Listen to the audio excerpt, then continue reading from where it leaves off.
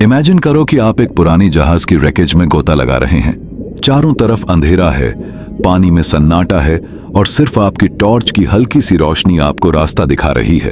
अचानक मलबे के बीच आपको एक अजीब सी धातु की चीज दिखाई देती है। जंग खाई गियर्स, गोल गोल घूमने वाले डिस्क्स और मार्किंग्स जो किसी एंशिएंट लैंग्वेज जैसी लगती हैं। पहली नजर में यह बस कोई टूटा हुआ टुकड़ा लगता है, लेकिन जैसे ही इसे सरफेस पर लाया जाता है, वैज्ञानिक हैरान रह जाते हैं। यह कोई साधारण आर्टिफैक्ट नहीं था, बल्कि एक ऐसी मशीन थी जो अपने समय से हजारों साल आगे थी। और यहीं से शुरू होती है रहस्य की वो कहानी जो आज भी पूरी तरह सुलझी नहीं है।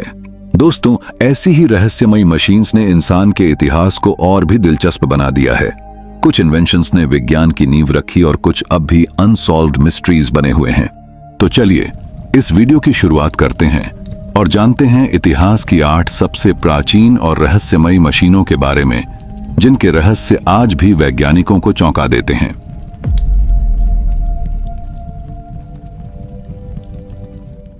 एक, एंटिकिथेरा मैकेनिज्म। करीब 2000 साल पहले ग्रीस के पास एंटिकाइथेरा नाम की जगह पर एक जहाज डूब गया था। उस जहाज का मलबा 1901 में गोताखोरों को मिला। शुरू में उन्हें सिर्फ मूर्तियां, बर्तन और सोने चांदी के कुछ टुकड़े दिखाई दिए, लेकिन इन्हीं अवशेषों में एक ऐसी चीज मिली जिसने पूरी आर्कियोलॉजिकल दुनिया को हिला दिया। यह था धातु से बना हुआ एक कॉम्प्लेक्स डिवाइस जो जंग खाकर टुकड़ों में बदल चुका था। जब इसे साफ किया गया और इसके गियर्स का पैटर्न देखा गया, तो वैज्ञानिकों को यकीन ही नहीं हुआ कि इतनी एडवांस मशीन इतनी पुरानी हो सकती है। इसे नाम दिया गया एंटिकिथेरा मैकेनिज्म। यह डिवाइस एक तरह का एस्ट्रोनॉमिकल कंप्यूटर था। इसमें कम से कम 30 ब्रॉन्ज गियर्स लगे हुए थे जो आज के घड़ियों के गियर्स जैसे दिखते थे। इस मशीन का काम था सूर्य और चांद की स्थिति का हिसाब लगाना, ग्रहण की भविष्यवाणी करना और प्राचीन ओलंपिक खेलों की तारीखें तय करना।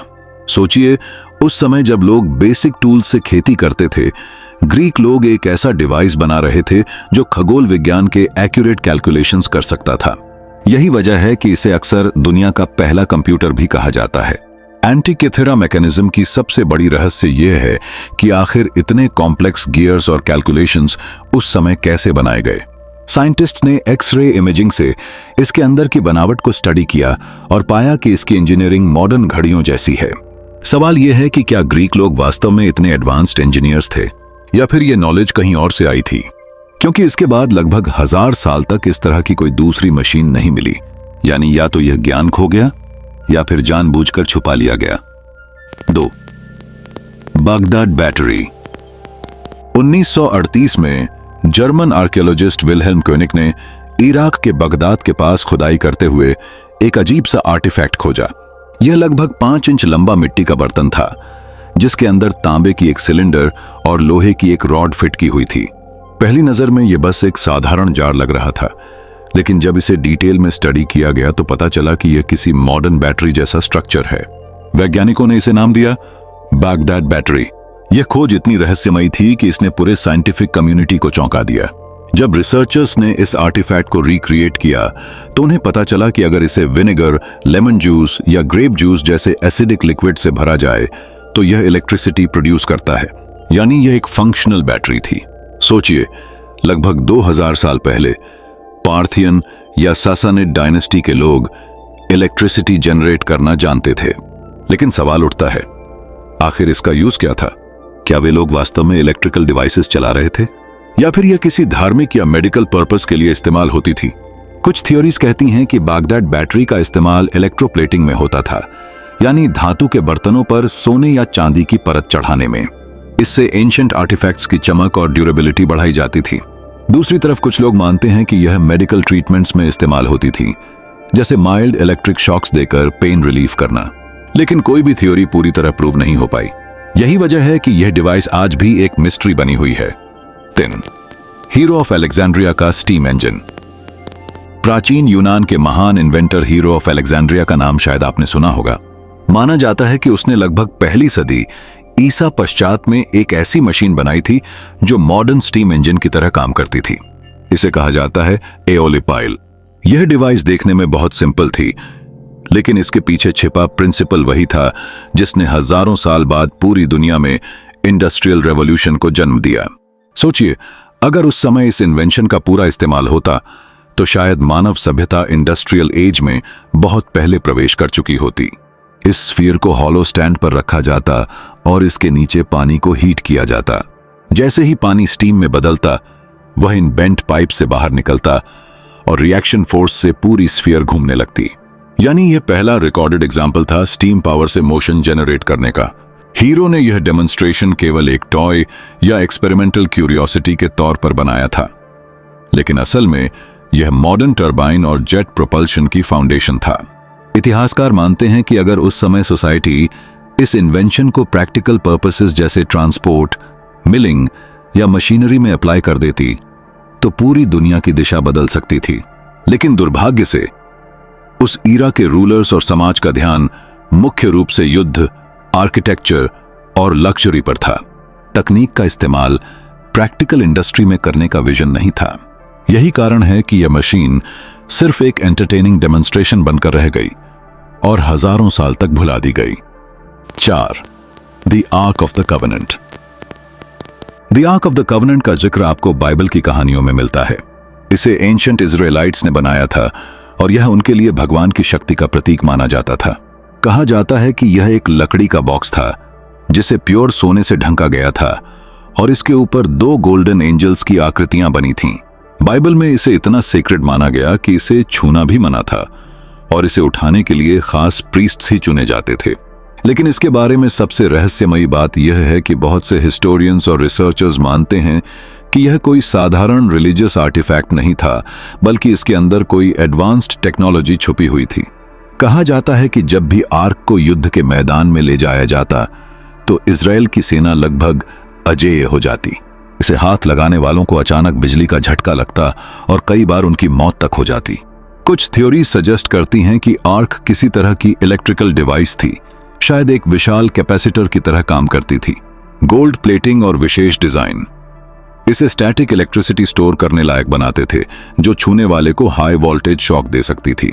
सोचिए, अगर यह सच है तो इसका मतलब है कि प्राचीन लोग इलेक्ट्रिसिटी को हार्नेस करना जानते थे और उसे वेपन की तरह इस्तेमाल भी कर सकते थे। इसके अलावा कुछ रिसर्चर्स यह भी मानते हैं कि आर्क शायद एक कम्युनिकेशन डिवाइस थी। बाइबल में कई बार जिक्र है कि आर्क के पास से आवाजें आती थीं, जैसे कोई डिवाइन कमांड। क्या यह संभव है कि यह कोई एडवांस्ड ट्रांसमीटर हो जो किसी अननोन सोर्स से सिग्नल्स रिसीव करता था?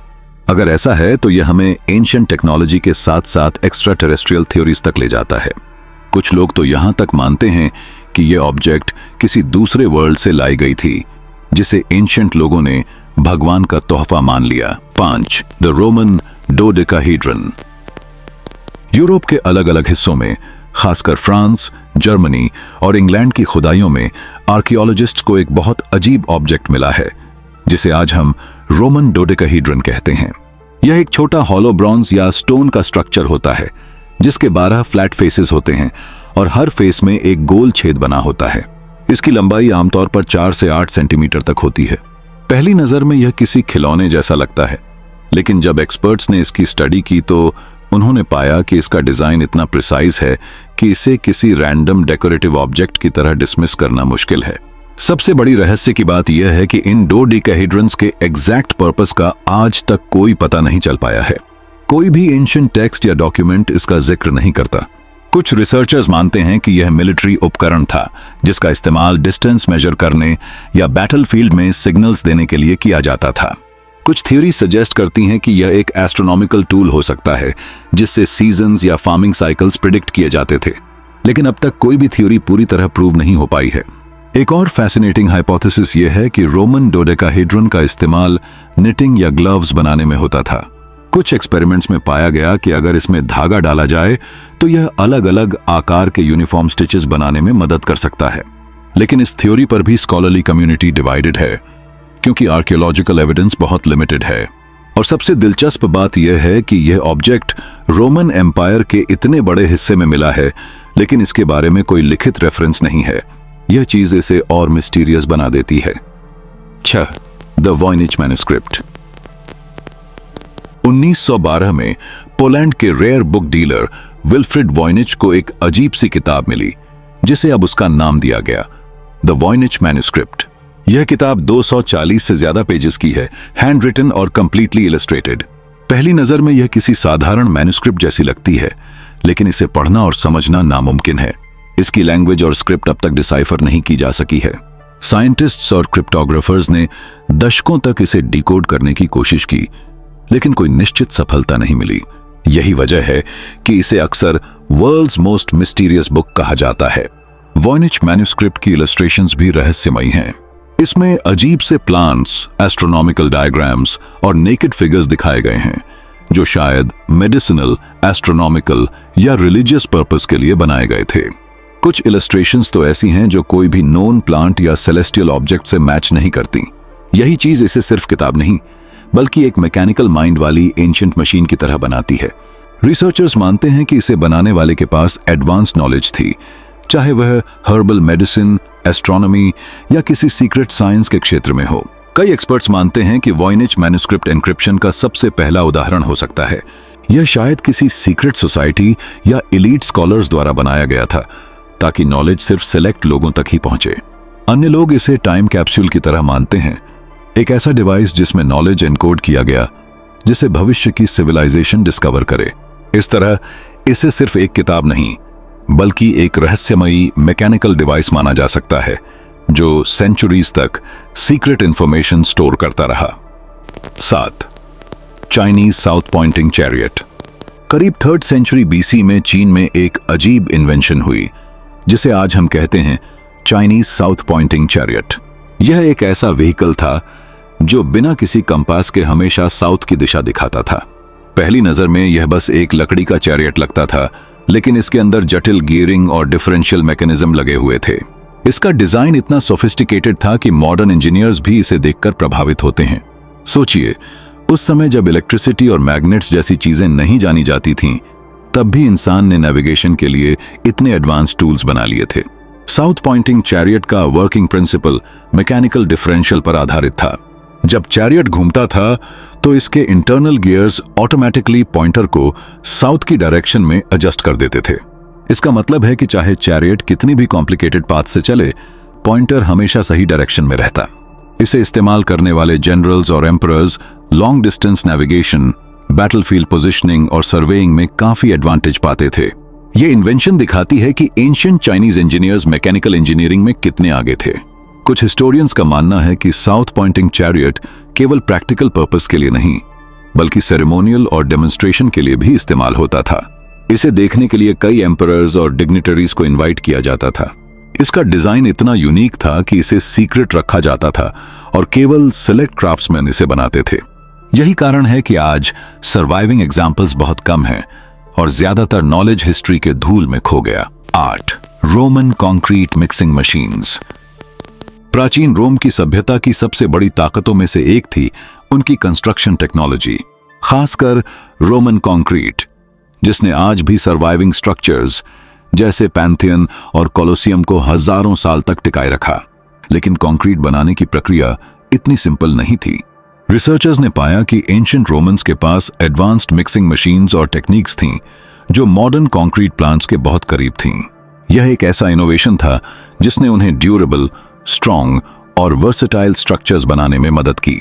रोमन कंक्रीट बनाने के लिए बेसिक इंग्रेडिएंट्स थे वोल्केनिक ऐश, लाइम और पानी, लेकिन इसे एफिशिएंटली मिक्स करने और करेक्ट केमिकल रिएक्शन सुनिश्चित करने के लिए स्पेशलाइज्ड टूल्स और मशीन्स का इस्तेमाल किया जाता था।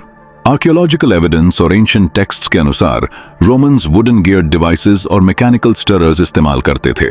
ये मशीन्स इतनी एडवांस थीं कि लार्ज स्केल कंस्ट्रक्शन प्रोजेक्ट्स के लिए मैनुअल लेबर को काफी हद तक रिप्लेस कर देती थीं। यही वजह है कि इतने बड़े एम्फीथिएटर्स और एक्वेडक्ट्स केवल कुछ दशकों में बनाए जा सके। सबसे फैसिनेटिंग बात यह है कि रोमन कंक्रीट की ड्यूरेबिलिटी मॉडर्न इंजीनियर्स के लिए भी एक मिस्ट्री है। आज के हाईटेक कंक्रीट में भी कुछ स्पेसिफिक प्रॉपर्टीज नहीं पाई जाती जो रोमन कंक्रीट में हैं। इसके कारण रिसर्चर्स अब भी इन एंशिएंट मशीन्स और टेक्निक्स को स्टडी कर रहे हैं। कुछ का मानना है कि रोमन्स ने अपने कंस्ट्रक्शन टूल्स को सीक्रेट रखा ताकि यह नॉलेज सीमित रहे। यही चीज इसे रहस्यमयी बनाती है और दर्शाती है कि एंशिएंट सिविलाइजेशंस ने सिर्फ बिल्डिंग्स नहीं बल्कि एडवांस्ड इंजीनियरिंग मशीन्स भी बनाई थीं। रोमन कंक्रीट मिक्सिंग मशीन्स हमें यह दिखाती हैं कि एंशिएंट टेक्नोलॉजी सिर्फ थियोरेटिकल नॉलेज नहीं थी, बल्कि प्रैक्टिकल एप्लीकेशंस में भी उतनी ही प्रभावशाली थीं। यह इन्वेंशन मॉडर्न इंजीनियर्स और साइंटिस्ट्स को यह सोचने पर मजबूर करती है कि हिस्ट्री में कई बार ऐसा टेक्नोलॉजी हुआ जो शायद हम अब तक पूरी तरह समझ नहीं पाए हैं। यही कारण है कि ये मशीन्स आज भी मिस्ट्रीज और इंस्पिरेशन दोनों का स्रोत बनी हुई हैं। इतिहास की इन 8 प्राचीन और रहस्यमयी मशीन्स ने हमें यह दिखाया कि मानव की जिज्ञासा और खोज की कोई सीमा नहीं थी। एंटिकिथेरा मैकेनिज्म से लेकर बैगडाड वाटर क्लॉक्स तक हर इन्वेंशन यह साबित करती है कि एंशिएंट सिविलाइजेशंस केवल आर्किटेक्चर और युद्ध में ही नहीं, बल्कि इंजीनियरिंग, मैकेनिक्स और विज्ञान के ऐसे स्तर तक पहुंच चुके थे जिन्हें आज भी मॉडर्न साइंस पूरी तरह समझ नहीं पाई है। ये मशीन्स प्रैक्टिकल पर्पसेस से कहीं आगे थीं। इनमें इंजेन्युइटी, क्रिएटिविटी और नॉलेज का ऐसा संगम था जो हमें आज भी इंस्पायर करता है और सोचने पर मजबूर करता है कि शायद इतिहास में हमने बहुत कुछ खो दिया है। ये डिवाइसेस सिर्फ ऑब्जेक्ट्स नहीं, बल्कि मानव सोच की शक्ति और रहस्य की गहराई का प्रतीक हैं। अगर आपको यह सफर रोमांचक और ज्ञानवर्धक लगा हो तो चैनल को सब्सक्राइब कीजिए, बेल आइकॉन दबाइए और कमेंट्स में हमें बताइए कि इनमें से कौन सी मशीन आपको सबसे फैसिनेटिंग लगी। जुड़े रहिए, क्योंकि इतिहास के ये रहस्य हमेशा हमें नया पर्सपेक्टिव और अद्भुत सोच देने के लिए तैयार रहते हैं।